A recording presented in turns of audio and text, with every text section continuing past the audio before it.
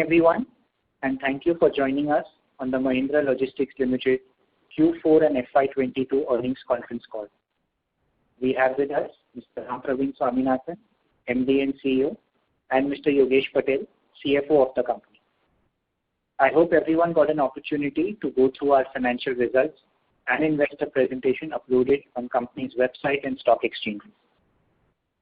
We will begin the call with opening remarks from the management, following which we will have the forum open for a Q&A session. Before we start, I would like to point out that some statements made in today's call may be forward-looking in nature, and a disclaimer to this effect has been included in the earnings presentation shared with you earlier. I would now like to invite Ram, MD and CEO of Mahindra Logistics Limited, to give his opening remarks. Good afternoon, everyone. And Steve, I hope everybody can hear me. Yes, the audio is good. Okay, good. Good afternoon, everyone. Thank you, Shobhan. And I hope all of you and your loved ones or your colleagues are keeping well and safe. And I hope you all had a chance to review our results and presentations, which are available on the stock exchanges and our company's website. I'll start my remarks by providing a quick update on our end markets, our financial performance, some key margin improvement initiatives, and other matters of significance for the quarter. Just broadly in terms of markets, obviously the supply chain and logistics sector have faced multiple challenges throughout the year, making supply chains more robust, driving end-to-end visibility, ensuring data security and real-time product traceability, and improving government-industry collaboration are ways to prepare for the future.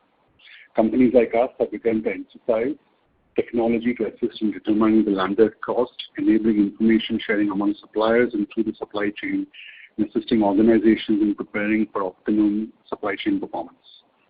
The Omicron virus was feared to be causing widespread economic damage at the start of the quarter. In the month of January, there was an increase in the number of cases and restrictions at local and state levels across the country. However, the case counts have began to decline in mid-February, allowing the economy to recover more quickly. Most states have currently eliminated all COVID-led restrictions by the end of March, resulting in an increase in economic activity. The increased focus on exports, rising wages, and consumer spending having across all categories, and the wedding season has supported the overall quarter's activity. Enterprise customers have started implementing return-to-work programs. There has been deferral in some areas on account of wave 3, which has impacted demand. The wave 3 also resulted in a sharp drop in travel for an intermittent period in the quarter. However, we are seeing an improving situation post that as traffic is improving, and we have seen trip levels improving 4 to 5% week on week through the month of March and early April. Let me now move on to more sector-specific updates in terms of sectors relevant to the company. And let me begin with the auto. The auto sector continues to witness headwinds. Passenger vehicles continue to see high demand and long waiting periods as the semiconductor availability remains a challenge, even though supply has improved marginally. Geopolitical issues will further dent supplies and vehicle production, likely making the waiting period even longer. The two-wheeler segment is currently underperforming, largely due to rural stress, and it has been further dampened by an increase in vehicle ownership costs coupled with the rising fuel costs. Due to permit issues, closed education institutions, and the work-from-home trend, three-wheeler market sizes have also declined. On the other hand, commercial vehicles have started seeing an upswing due to a surge in demand and higher freight rates. The industry is witnessing headwinds due to higher fuel prices and commodity prices. In demand for CVs and two-wheelers are seeing some volatility due to the recent movement in fuel prices. While the overall volumes have been impacted, stronger growth in demand from our major customers resulted in positive growth for us during the quarter from auto markets.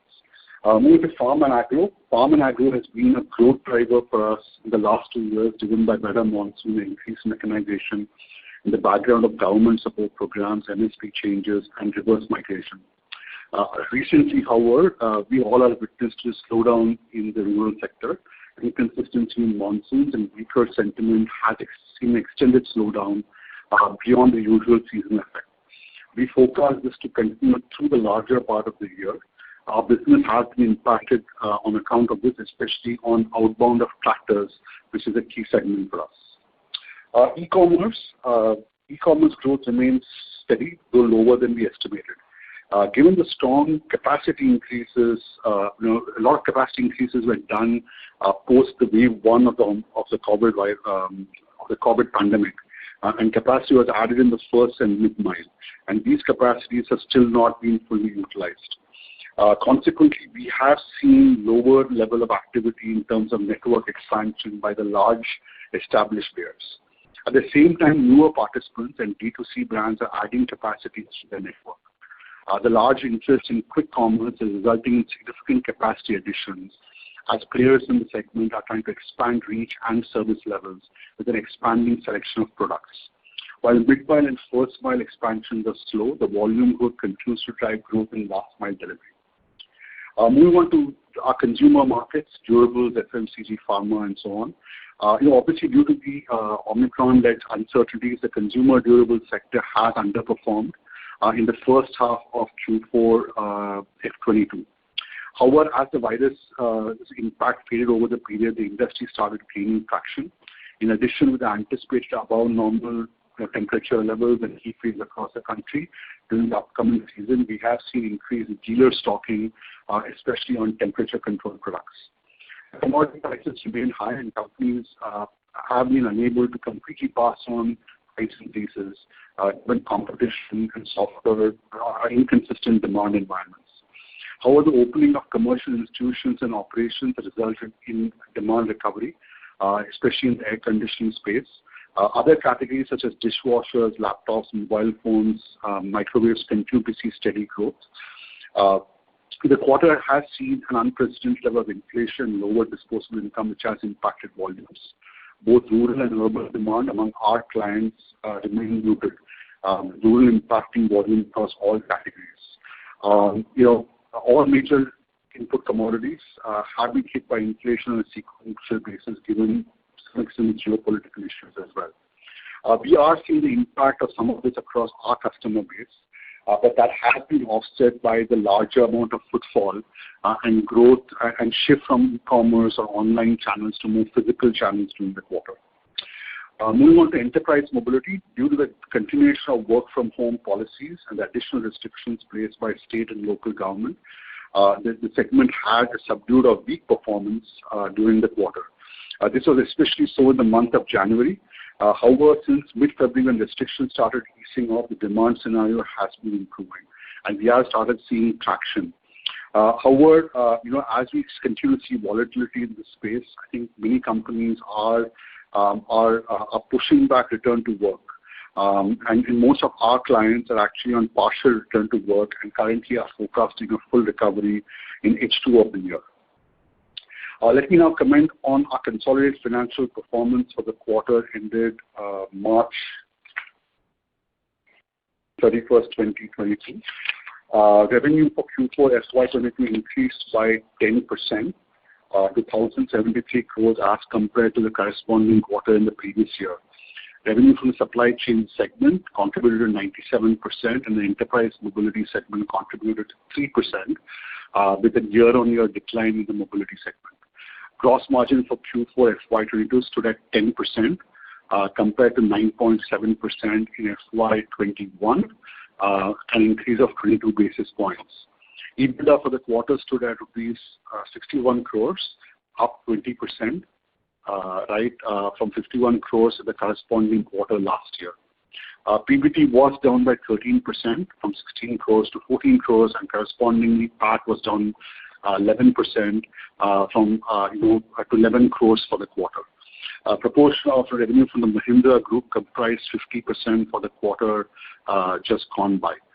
Let me talk a little bit more about segment performance. Revenue from supply chain increased from rupees 938 crores to rupees 1,045 crores, while the enterprise mobility segment revenues declined by 23% to rupees 37 crores for the quarter. The HCM segment has seen an uptick due to growing demand in auto, e-commerce, and consumer verticals. and continued growth in our freight forwarding business, given broader cross-border logistics challenges. Our revenue from the Mahindra Group supply chain business increased from rupees 500 crores in Q4 FY21 to rupees 534.6 crores in the same quarter in FY22, up roughly 6%. Our non-M&M SCM businesses grew from rupees 438 crores in Q4 FY21 to rupees 511 crores in Q4 FY22, whereas we saw a healthy recovery in Q4 compared to Q3 FY22. Growth in non-auto businesses was stronger at close to 25% on a year-on-year basis. Our warehousing and value-added services for the non-M&M SCM businesses has grown from rupees 135.2 crores in Q4 FY21 to rupees 206.8 crores in Q4 FY22, registering a growth of 53%. Share of warehousing and value-added services in the non-M&M SCM business has reached 40% in Q4 FY22 compared to 31% in the corresponding quarter for the prior year. During the quarter, our focus has been on margin improvements, and I'll talk about this a little bit more later. We saw positive traction on various initiatives. On the flip side, margins were impacted in the quarter by three factors: a slowdown in farm volumes, decline in the gross margin in the mobility business due to wave 3, and lower earnings in our 2x2 joint venture, which owns and provides car carrier services for the auto segment. We expect that these things will kind of recover as we see volume growth in farm and mobility recovering in the coming quarters. For FY22, the Board of Directors have recommended a dividend of 20%, that is rupees 2 per share, subject to the approval of shareholders at the ensuing AGM. Let me also comment on a few specific areas before I open up for fuller comments. And I'll begin with margin improvement. Last quarter, we had outlined some areas which had impacted margins. During the quarter, we implemented our recovery programs around manpower cost, inflation, and productivity, and facility utilization at normative levels. The Bajaj project implementation, scheduled to be completed fully through Q1 of FY23, is largely on track. There is a marginal delay on account of the pandemic in our optimization programs, but we expect to pretty much be on track on the program. During the current quarter, we also announced the acquisition of ZipZap Logistics, a last mile services provider under the brand Wizard. Wizard has a strong presence in Tier 2 and Tier 3 cities, commerce and multi-micro fulfillment capabilities, and a full technology stack which will benefit our existing last mile delivery business and the EDEL electric vehicle business. Wizard has access to over 10,000 PIN codes, presence in more than 400 plus Tier 2, Tier 3, and Tier 4 towns, 25 plus metros and cities, and we process daily orders of close to 4 lakh packages, and it has more than 200 micro distribution centers. We see this as a very strong synergistic fit as we try to build more capabilities to serve a growing last mile delivery space, and a combination of our footprint and capabilities we think will drive better synergy, stronger client acquisition, and increased growth. Another acquisition which we announced in FY22 was the acquisition of Meru. Acquisition will be an important part of our EMS business as this is often to include airport, traffic handling, and on-call services. We believe that the combined expertise of both our businesses will allow us to provide better B2C and B2B customers, provide B2C and B2B customers with a better and wider range of services that will deliver on MLL's promise of safety, customer satisfaction, and long-term sustainability. Along with the acquisition, we will get access to more than 300 electric vehicles, which is an important complement to our fleet and our broader objective of electrifying the last mile. Meru ended FY22 with an annualized loss of approximately 20 crores. In the month of March, the company's performance has been improving through the year, and in March FY22, the company achieved EBITDA breakeven.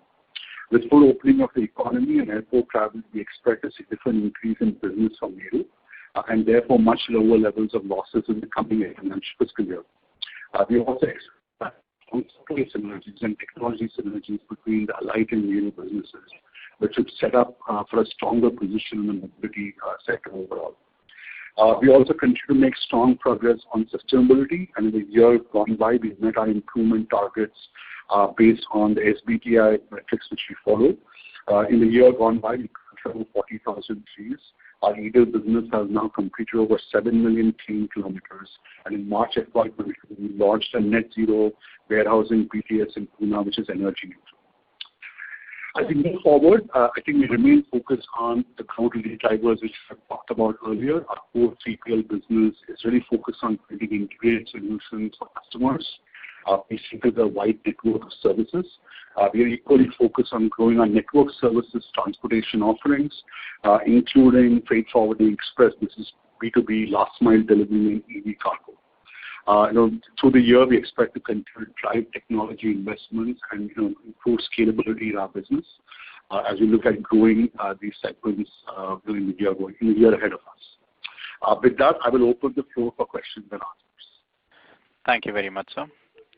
We will now begin the question and answer session. Anyone who wishes to ask a question may press star and 1 on their touchtone telephone. If you wish to remove yourself from the question queue, you may press star and 2. Participants are requested to use handsets while asking a question. Ladies and gentlemen, we will wait for a moment while the question queue assembles. The first question is from the line of Sumit Kishore from Axis Capital. Please go ahead. Good evening, Ram. Good to see the improvement in margins on a sequential basis in the fourth quarter. I have 3 questions. The first one is, could you please break up the SCM business top line into core 3PL and network services for FY22? And also for FY22, if you could break up network services into freight forwarding, B2B express, and last mile delivery. So, what growth has each of these seen in FY22, and what is the outlook? Yeah. So I would, Sumit, I'm sorry, I couldn't fully catch the question, but I think we'll answer it directionally for sure, right? So I think our collective, services business, and for everyone's benefit, let me just encapsulate that freight forwarding, B2B express, last mile delivery, and our electric vehicle cargo business is nearly close the year at maybe 850 crores, which would approximately be close to 22% of our overall supply chain revenues. Right? Obviously, the freight forwarding business has been the largest part of that, supplemented by the other segments. So it excludes any impact on Wizard, because obviously the Zipzap Logistics of Wizard acquisition will be financially included in this fiscal financial year. Okay. In terms of going forward outlook, I think was the other part of the question which I caught, Sumit. I think our growth, I think we've said this earlier, we do expect strong growth right in these segments. We have been obviously investing in building our own capability in these businesses, but have also been looking at inorganic opportunities to further accelerate growth, right?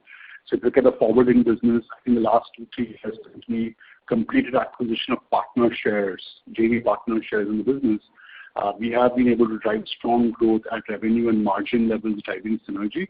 I think the freight similarly with the acquisition of Wizard, I think we are significantly adding to our capabilities in last mile delivery and further positioning it for strong growth. Even electric vehicle cargo, we are close to 700 vehicles now. We remain committed to our long-term vision of around 3,000 vehicles, a combination of both 3-wheeler and 4-wheeler over the next 2 to 3 years. Right, and obviously on B2B Express, we continue to see a 30-35% annualized growth. We did have slightly slower growth in Q4 FY22, right, given some of the pandemic kind of trends which we saw, and there were some disruptions in operations. But we expect to sustain that kind of growth as we go forward as well. Got it. Out of the 860 crores, how much was freight forwarding in FY22? I think freight forwarding is around 450 crores. Yogesh, that's an accurate, yeah. So it's up to 450 crores is the freight forwarding number.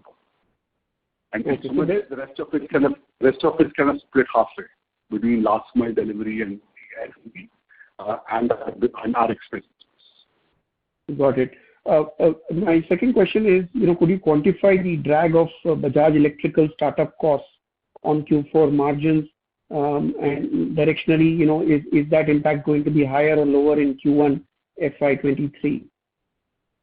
So I think it's hard to put one number out saying drag, Sumit, but clearly I think if you look at to see our warehousing margins, I think they have been lower. Right, warehousing solution margins have been lower because of the startup costs. Some of it is continuing, gets offset by the volume growth which you are seeing, right? And some of it is specifically the longer duration Bajaj program. But as things stand right now, as I said earlier, Sumit, we expect the transition of the entire network already happened in Q3 of FY22. We had, as you remember, Sumit, we had said that we require roughly 6 months to optimize the entire network. We are halfway there, and we feel well positioned to close that by the end of Q1. There might be some minor delay because of the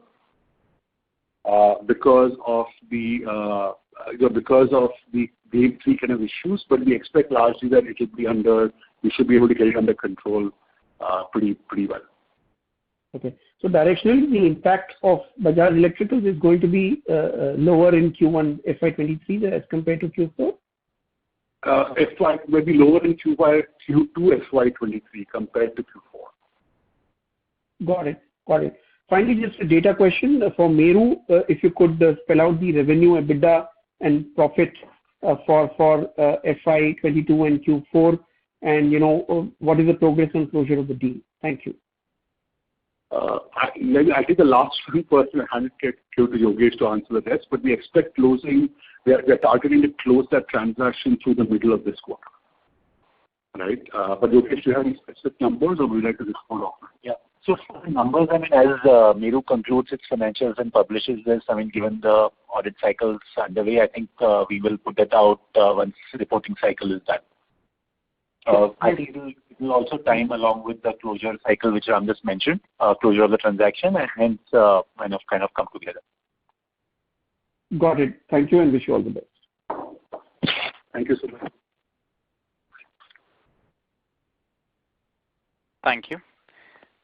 The next question is from the line of Pranay Roop Chatterjee from Burman Capital. Please go ahead. Hey Ram, hey Yogesh, am I audible? Yes, sir, you're audible. Please proceed. Great. So I had 3 questions. Firstly, on warehousing yield, right? If I compare your FY 2022 warehousing yield versus FY 2021, it has increased by 40%, right? So what I want to understand is, again, it is logical to assume that it is primarily being driven by change in mix, because your total square feet is 17.5 million square feet for both the years. So my first question regarding this is the mix the only thing that has caused this yield expansion? Number 1.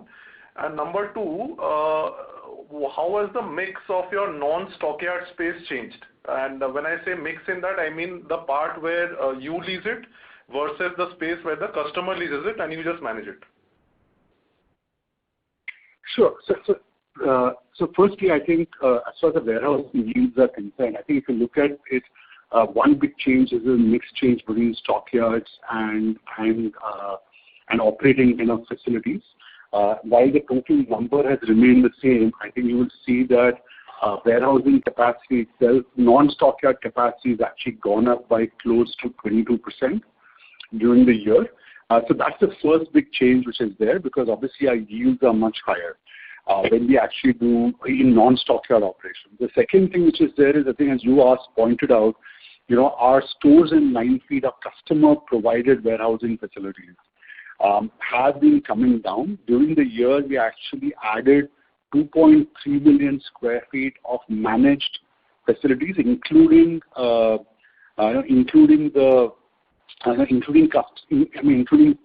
facilities which we fully rent out.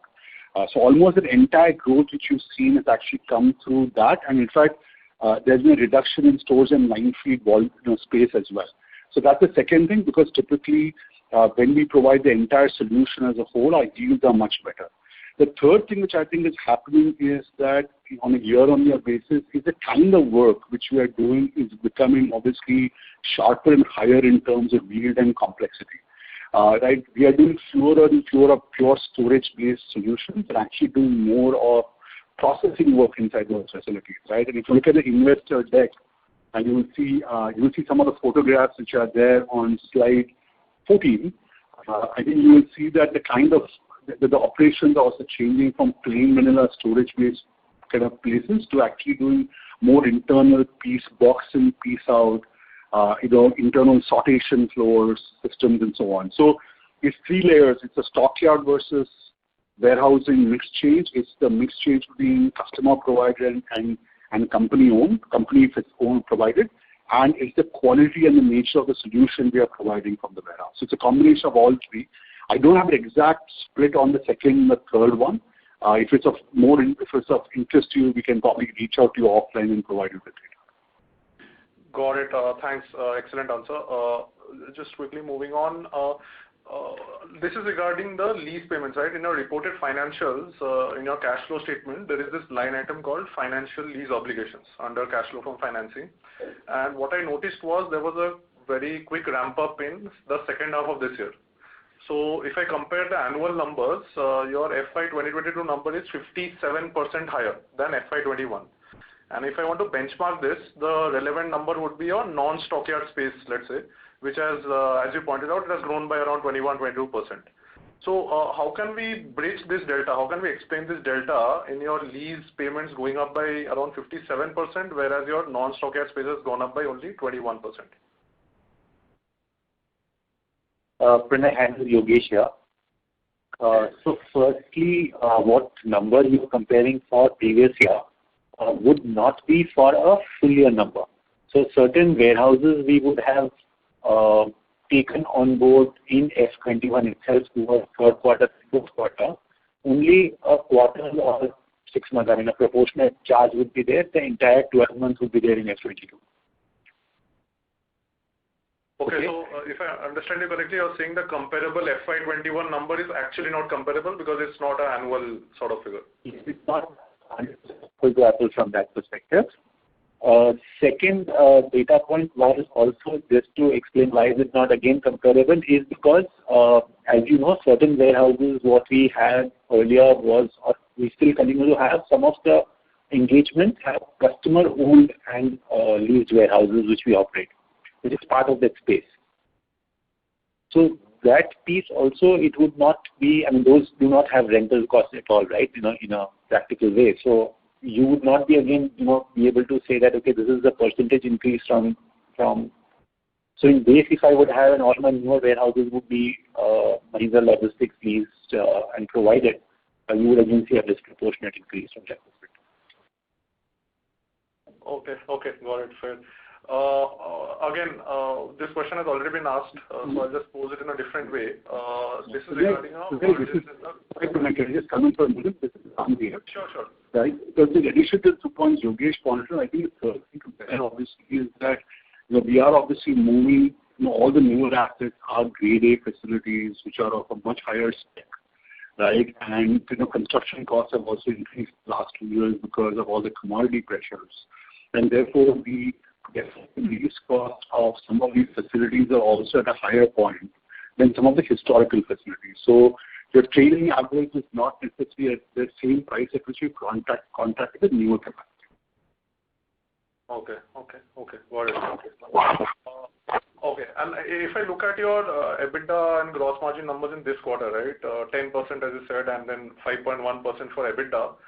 Is there any one-offs in this 5.1%? Because from what I understand and from what your commentary, something or the other has been affecting your margins in the last, say, 7-8 quarters. So is this 5.1% the closest to the normalized that we can see, according to you? And there have not been any one-offs. I mean, these are all business operations related performance for the quarter. Got it. Okay. So then in continuation with this, and this is my last question, you said that you have done a bunch of things, and you would be discussing that to expand your margins in this quarter. If you could just throw some light on what are those strategies? I think it's what we said we will, at the end of last quarter, I think we had said we're going to fix something, right? We had explained why we thought margins had been impacted in the quarter, and we specifically called out three big levers, the big elements there. First one was ongoing projects, which continues to be something which we'll not see the full benefit of, at least the Bajaj project till Q2 of this year. The second part was the utilization of our existing facilities. We had said that, like much of the system, we had added capacity in lieu of growth. And in the festive season, the volume was not as well as we estimated. And we are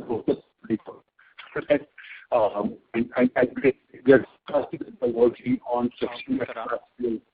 Yeah. So sorry to interrupt, but your voice is breaking up a lot, sir. Okay. So we had, I hope this is better. So we had, Yes. Also, the second thing I talked about was driving better facility utilization in our existing facilities, in lieu of the demand environment. And I think that's something which we have done. We've optimized our capacity. We're actually operating with it more rather than adding footprint for it. And the thing which I called out from there was So sorry to interrupt, but your audio is breaking up once again, sir. Okay, I will try again. The third thing we had talked about was the fact that we had significant challenges around manpower availability and inflation during the quarter, especially in our sites. And we are saying we are actually putting in optimization programs and productivity improvement programs. And I think what we really did during the quarter was these two things, right? These three things. We focused on implementing our existing startup programs faster and getting better at execution. We have optimized a lot of our productivity on our workforce, especially our contract workforce. And we've obviously optimized our footprints better as well. So you'll see in the quarter, we didn't have a lot of capacity on warehousing. We actually did the added volume largely by optimizing existing footprint. But those are three things you can still focus on today. Got it. Thanks. I'll get back into the queue. Thanks a lot. Thank you. A reminder to the participants, anyone who wishes to ask a question may press star and 1 at this time.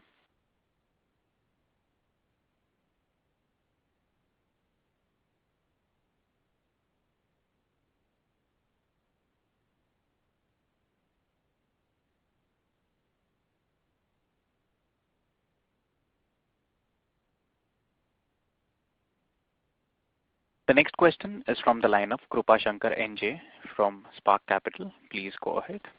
Hi, Krupa. How are you? Hi, good, sir. How are you? Am I audible? Yes, Krupa, we can hear you. Yes. Thanks a lot for the opportunity. I think, you have answered most of the questions which I have wanted to pose, but one thing which I wanted to understand better was on the warehousing side of things. So you did highlight the fact that the mix of stockyards that operating warehouse has changed significantly, and then also your stores and line fleet has come off. And in addition to this, you're also seeing that higher complexity in warehousing. So all this directionally should have resulted in your overall SCM EBITDA margins at least moving substantially upwards from what you had seen in the FY20 or FY21 level.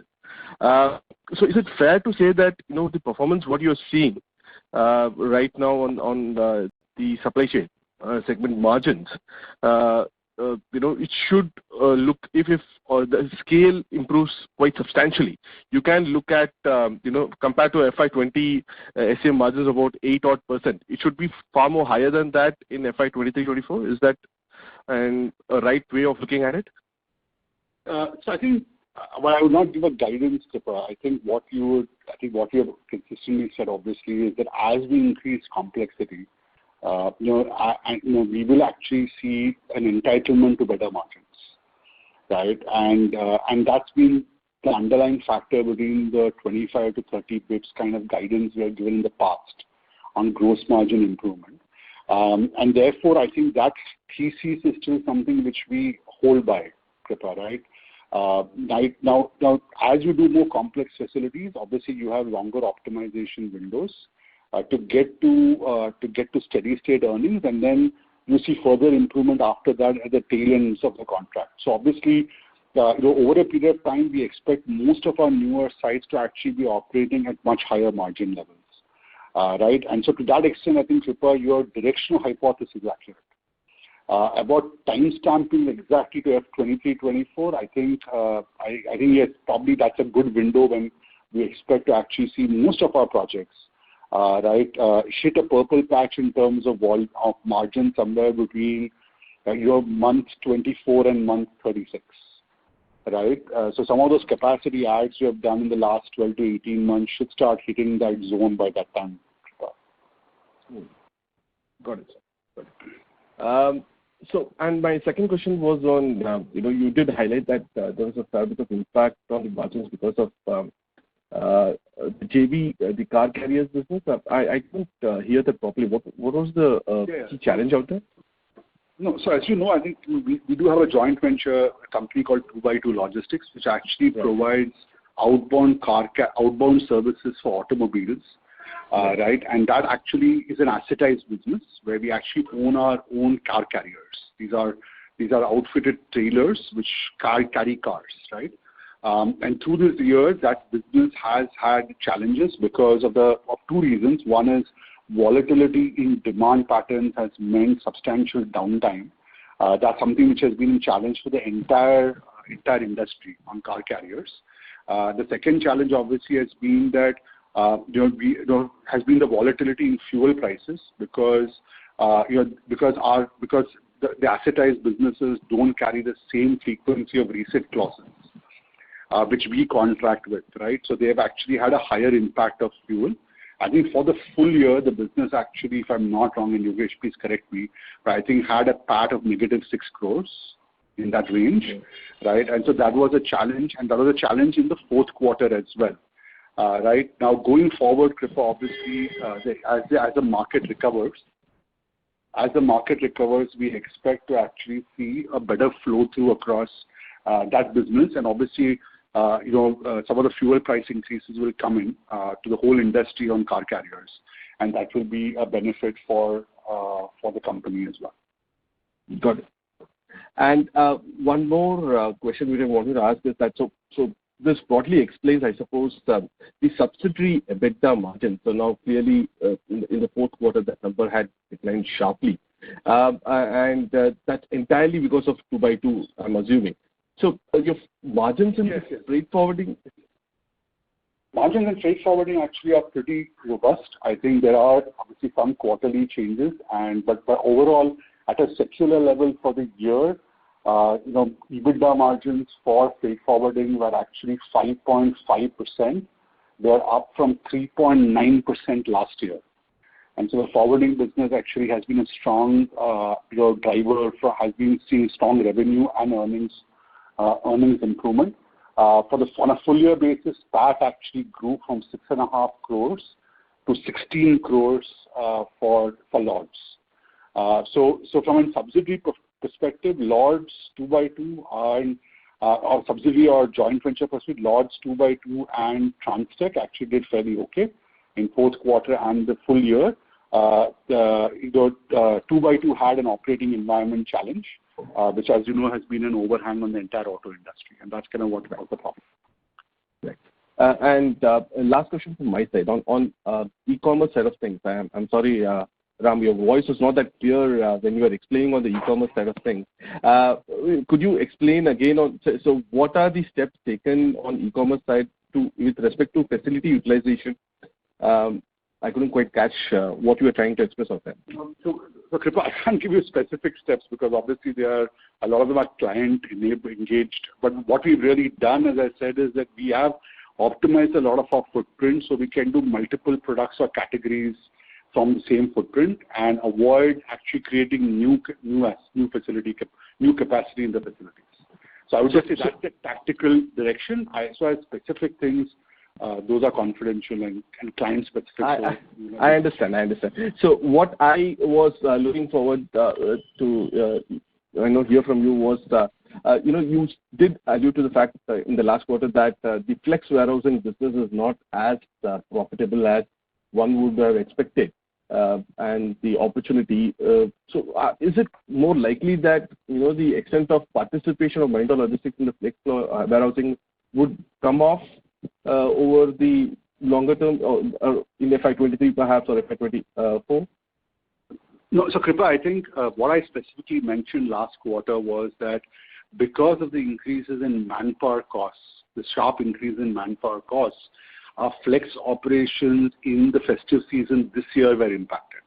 So typically flex operations, Kripa, are more manually intensive than perms.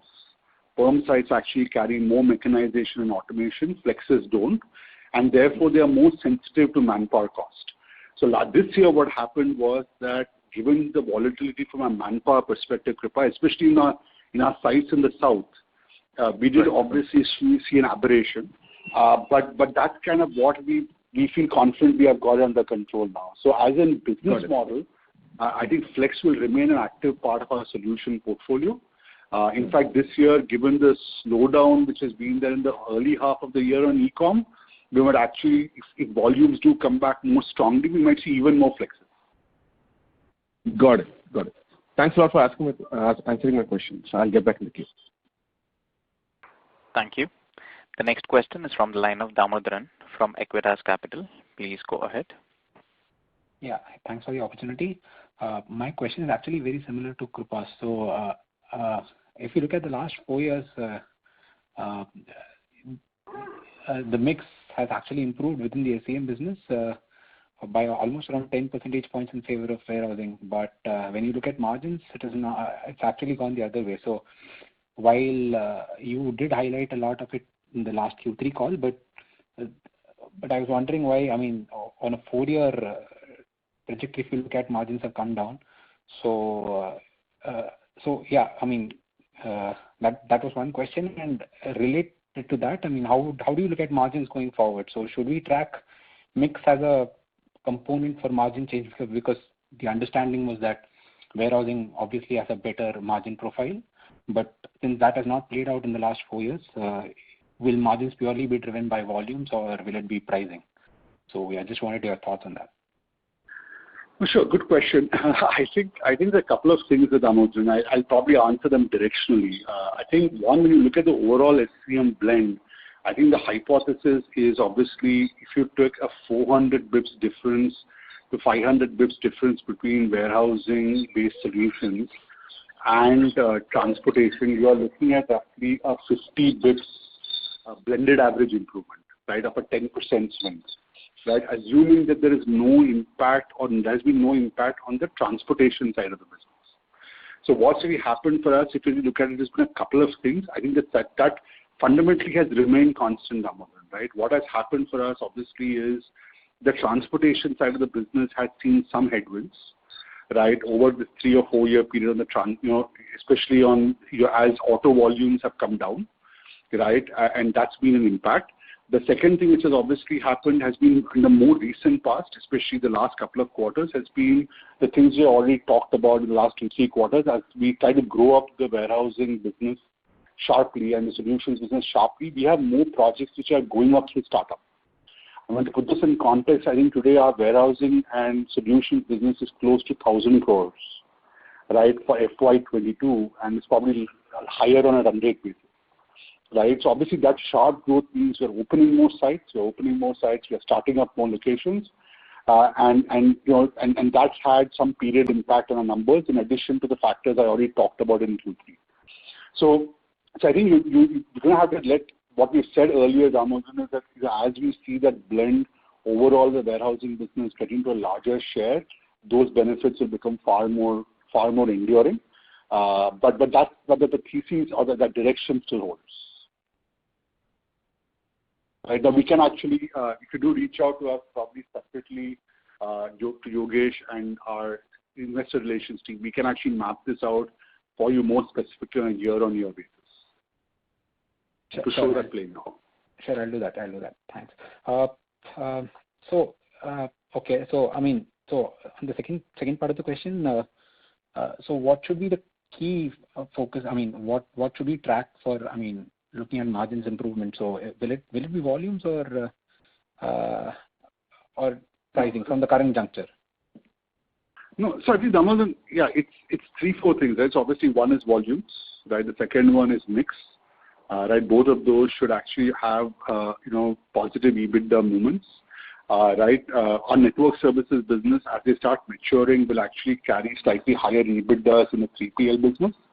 So those will actually be so there's a mix in terms of mix change overall. There's a mix between instead of 3PL of warehousing to transportation-based services. So both those mix effects should actually increase in EBITDA growth, and then as volume also will show better leverage from an overhead perspective, right? The last thing I would say, Damodaran, is that in the last couple of years, with the change in the accounting standard and the capacity we've been adding, we have had a period, front-loaded period impact of AS 116. As capacity matures, that impact should also start coming down, and that will actually be accretive to earnings.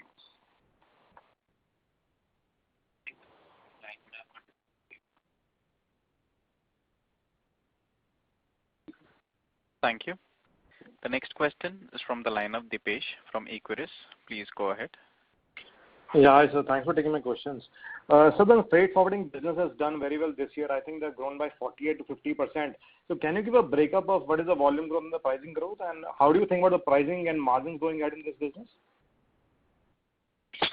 Dipesh, great question, and thank you for interest in the forwarding business. So I think overall, if you look at it, the 3 parts which are driving growth, the first one, I think, has been the mix change in the product category. So as you know, in our forwarding business, we provide air and ocean, both of those. And I think one thing which has happened has been the mix change to more ocean compared to air, right? And that's been a positive trend line in terms of pricing. The second change, obviously, has been broad pricing increases because of the current global cross-border issues which are there, right? And that's the second part of the change. And the third part, obviously, has been volume growth. I think overall, if I just look at TEU growth, Dipesh, if that's kind of the proxy you're looking for, it's roughly close to double digits on a year-on-year basis on ocean, right? So that's kind of roughly the volume growth which we are seeing. Right, the realization growth, as I said, is a function of the mix change and the lane change we have. We are doing more volume towards the western hemisphere, or towards across the Atlantic to the US and South America, and so we are obviously seeing better lane rates because of that as well, right?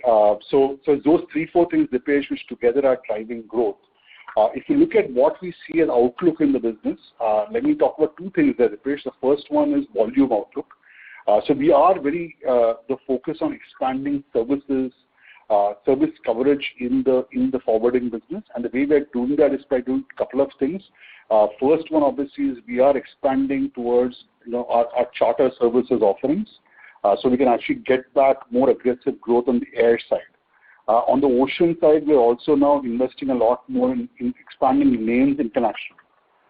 So not just doing India origin or India domestic, Dipesh, but also looking at more international lanes as well. And therefore will require investment by us in expanding our international operations, right, to cover that. But that's something which we are looking at doing, right? So that should be something which will drive our volume growth, because that's something which we remain focused on. From a pricing perspective, I think in the near term, we don't expect a huge amount of softening, right, in the price. Given the way the pandemic is going across the world, right, we are actually not seeing any short-term reduction, right, in our significant reduction in pricing, right? And that's something which we think the outlook will remain reasonably stable. There might be some downside pressure on pricing, but we don't see any pressure on margins in the short term, in the medium term, short to medium term. Understood, sir. Sir, can you also give a breakup that how much of this freight forwarding business is for your anchor customer and how much is for? No, we don't have. So the forwarding business does not have an anchor customer. It works on the largest customer we have, is probably around 5%. Okay. Got it. And sir, lastly, the non-Mahindra transportation revenue has been flattish YOY and is lower if I look at for the last couple of quarters. So just wanted to check if there is any loss of contract or the existing contracts have just slowed down. No, it's just a slowdown. In fact, to be honest, Dipesh, it's not. We've not seen any churn in our account base. What has happened, as you know, is that I think I mentioned to you that we had slightly slower growth in Express this quarter because of the pandemic and some disruption operations on account of that. But fundamentally, there's been no real change, in the non-M&M SCM transportation revenue as such. Our accounts are still the same. We obviously have seen lower volume movement because of the way the markets have been. Got it. And so lastly, basically the Bajaj Electrical contract was till now one of kind of a contract. So any similar contracts, are you in talks, or do you think the industry is actually moving towards that kind of outsourcing that this company has done with you? So absolutely. I think Dipesh, the fundamental interest. A lot of our clients are very interested in actually saying that they just increasingly want to focus on what they are good at and not necessarily try to manage a whole bunch of other parts of their business, right? So the interest in actually doing integrated logistics, I think, is very, very high from our clients, right? And even higher, I think, for end-to-end kind of logistics operations. That said, I think what is important, what we also feel is that while we're expanding our solutions business, we also want to be sure that we are building strong playbooks.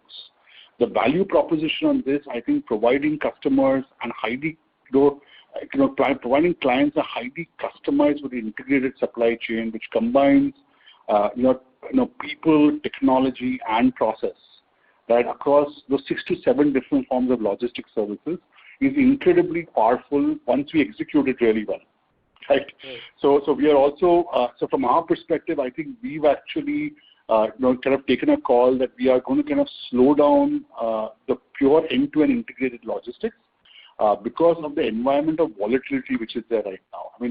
One of the challenges you must recognize is that we are in a very volatile environment right now in terms of fuel, in terms of manpower costs, right, and even in terms of hyperlocal demand patterns are highly variable. So given that we've actually we are trying to break down and avoid doing end-to-end logistics, but actually work with our clients to do this in smaller chunks. Got it. Okay, sir. Thank you and all the best. Thank you. The next question is from the line of Alok Deora from Motilal Oswal. Please go ahead. Hi, good evening, sir, and congratulations on good numbers and improvement in margins. So, sir, most of the questions have been answered. Just on the margin front, I just wanted to dwell a little deeper. So, the margins have seen good improvement despite the startup costs related to the Bajaj contract. So, how do we see that shaping up? Like, are we done with those kind of costs, or so would these margins improvement sustain in first and second quarter also, or because in the past we have seen little volatility on the margin side. So just wanted to have your view on that. No, sure. So I think, Alok, we've had, if you go back to the last 12 quarters, I think we've really had 3 big events from a margin volatility perspective. The first one, to remind all of us, was in Q3 of FY22, which was around the automotive slowdown, which had a substantial kind of headwind on our business. The second one, obviously, was the COVID impact, which I think we actually bounced back from that fairly well, till obviously we had the impacts during Q3, which we had said were period impacts, excluding the startup costs, right? So as things stand today, I think the period impacts have been resolved, right? And therefore, we think we are back to normative earnings on the rest of the business, with the exception of the startup costs. In fact, I think earnings have been unfavorably impacted during this quarter by 2x2 and the enterprise mobility businesses margin decline. Sans those, I think we are seeing probably even heavier margin performance, right? So we expect that to secularly be visible to be operated going forward. The Bajaj account, which is a larger part of the startup cost which we talk about, that I think, as I've said earlier, was always designed as a longer-term optimization, impacted obviously and extended by COVID, but we expect to get that completed in terms of by end of Q1 this year. Sure. And also, sir, on the diesel price move which we have seen, so have we taken any price hikes? Because what we understand is some of the other industry players, that price hikes have not been really taken to focus on the volumes, because April has been relatively soft as compared to the fourth quarter. Yeah, so I think, Alok, it depends on how contracting happens. Typically for us as a 3PL asset-light model, we essentially have fuel-linked resets which are there in our contract. So the resets work upwards and downwards. If prices go up, then we actually reset it upwards for our clients. If prices go down, they obviously get the benefit. So thus far, I think we have been pretty tight on ensuring the resets go through, right? Alok, we've really been pretty disciplined about that, especially in the last couple of quarters, and ensuring they go through. Sure, customers, I think, are struggling with fuel price increases, right? I think it's not just a volume issue. Supply chain costs are going up for many of our clients, given the scale. I mean, transportation still is the larger part of people's logistics costs, right? And so the sharp increase in fuel is putting significant earnings pressure on our clients. And so there is obviously a lot of pushback, obviously, from customers to optimize the network faster, not allow the pass-through, but thus far we have ensured that we are doing the increases on our contracts as per the reset clauses. Sure. So we have kind of taken the increase wherever. Yes, we have taken the price up to offset the cost increase. Sure. Just one last question from my side. So, sir, as you are mentioning that these 5% margins which we have managed in the fourth quarter could have also been higher, but due to some reasons it was at these levels. So I know we don't really give guidance, but in FY23 the margins could be marginally better than this for the full year. Hello.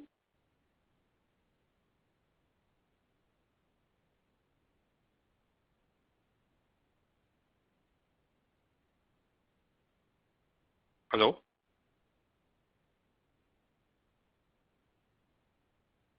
Yes, sir. So please stay connected while we reconnect the management. Sure.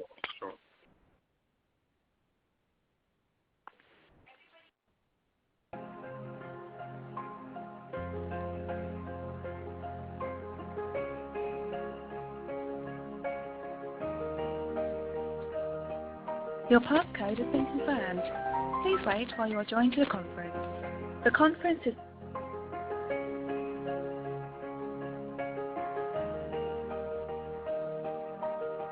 Ladies and gentlemen, the line for the management is reconnected. Thank you, and over to you, sir. Sorry, I don't know where we dropped it. Stephen, can you? I think there was a question which was being asked at that time. Yeah, hi. Am I audible? Yeah, Mr. Deora. Hello, you're audible. Yeah, sir, so this is the last question which I had. So, sir, as you had mentioned that the margins this quarter could have been even better than what we have reported, but due to some certain one-offs, it was at these levels. So, in FY23, we could see, margins in the 5 to 5.5% sort of range for the full year. So, Alok, as I said, we do not give guidance. Sure. But from an overall business perspective, we do expect to sustain our volume growth coming both on the automotive side. We expect that the second half will show a strong correction upwards. So that's something which we are gearing up to serve. And on the non-auto businesses, we continue to be focused on driving increased growth. Right. I think this year is going to be a slightly different curve. I think the first half is going to be a bit more muted given all the uncertainty and some of the commodity pressures and oil pressures we talked about. But we are outlooking for a strong second half, right? As I think all our end markets will get into better places by then, and we are obviously hoping to sustain the margin performance and improvements we have done, if not get better at it. Sure. Yeah, I think that's all from my side. Thank you and all the best, sir. Thank you, Alok. Thank you. The next question is from the line of Kunal Bhatia from Dalal & Broacha. Please go ahead. Yeah, sir. Thanks for the opportunity. So I just had one question. So you did mention that the difference between a warehousing and a transportation business margins would be about 400 basis point. Is that correct? Yeah. So in general, I think what we have said is, in the past, Kunal, is that transportation, index across clients is probably around 7%. Our FTL, essentially our FTL transportation business, full truckload transportation business, and warehousing is normally in the early to mid-teens.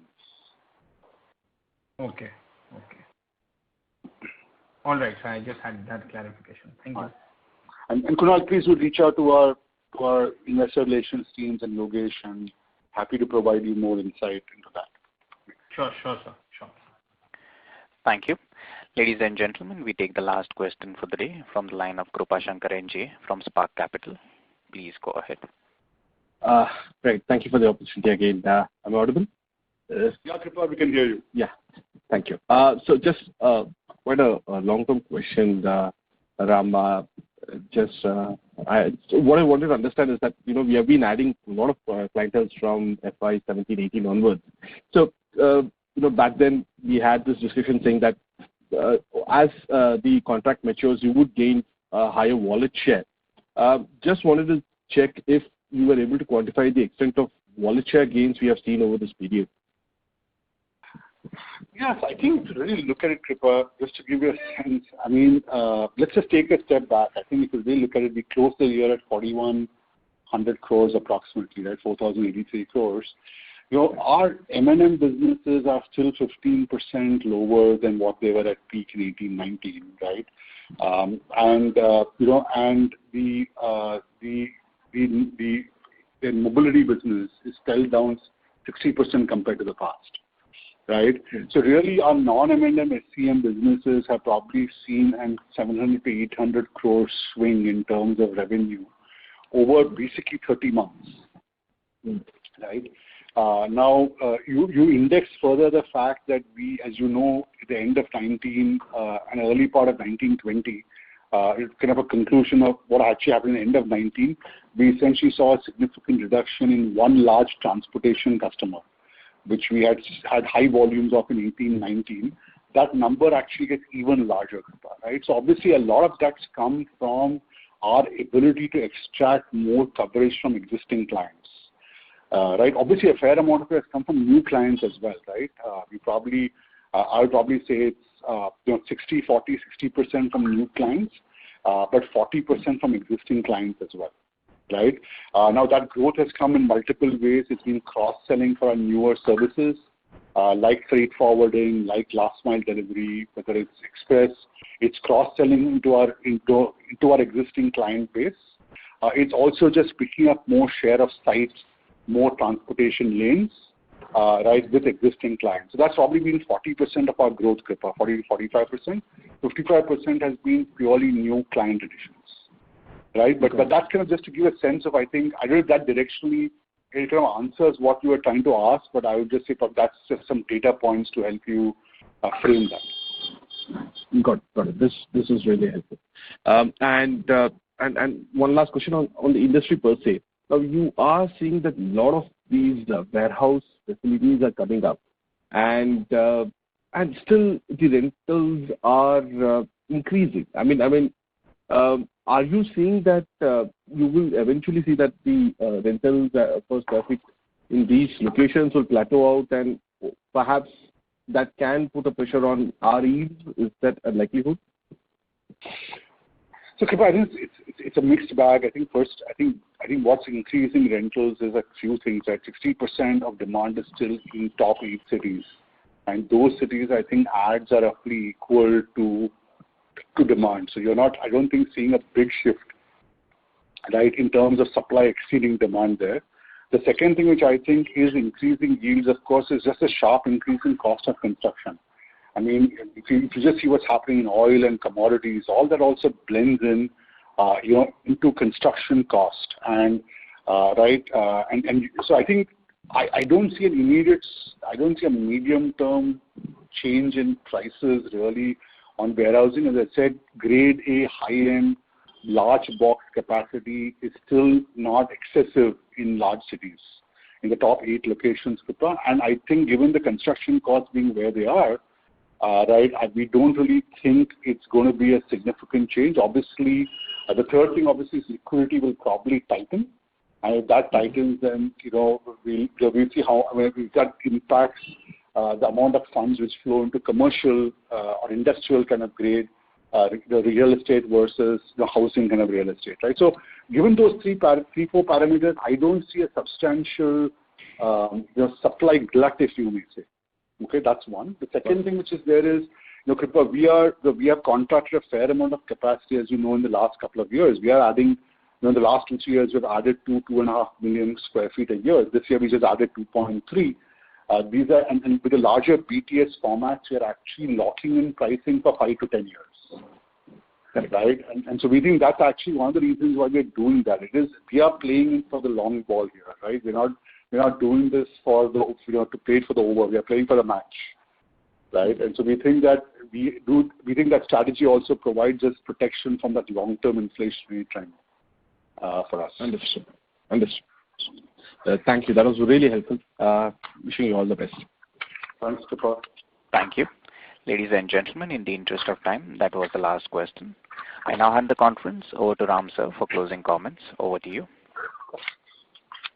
All right. Thank you, everyone. I hope we've been able to answer all your questions satisfactorily. However, should you need any further clarifications or you may want to know more about the company, please feel free to contact our investor relations team, SGA, or our own team.